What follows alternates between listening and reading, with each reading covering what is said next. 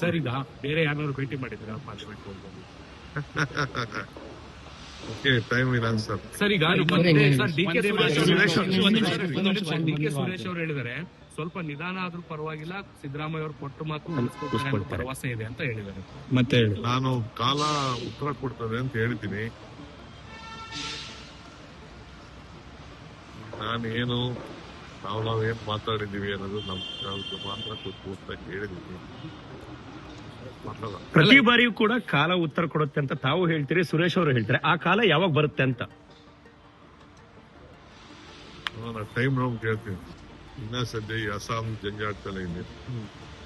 ಅಲ್ಲ, ನಿನ್ನೆ ಪ್ರಿಯಾಂಕಾ ಗಾಂಧಿ ಅವ್ರನ್ನ ಭೇಟಿ ಆಗಿದ್ರಲ್ಲ, ಏನೋ ಮಾತುಕತೆ ಆಯ್ತು ಅಂತ ಹೇಳ್ತಾರೆ. ಅಸ್ಸಾಂದು ಆದ್ಮೇಲೆ ಆದ ಬಳಿಕ ಕಾಂಗ್ರೆಸ್ ಕಚೇರಿಗೆ ಹೋಗಿ ಬಂದಿದ್ದೇನೆ ಅಷ್ಟೇ. ನಾನು ಯಾರು ಭೇಟಿ ಮಾಡಿದ್ರು ಪ್ರಿಯಾಂಕಾ ಅವ್ರ ಜೊತೆ ಈಗ ಇವತ್ತೇನೋ ಸಂಜೆ ಮಾತುಕತೆನ ನಡೆಸಿದ್ರಿ. ಪಾರ್ಲಿಮೆಂಟ್ ಅಲ್ಲಿ ಏನೋ ಭೇಟಿ ಆಗ್ತಾರೆ ಅಂತ.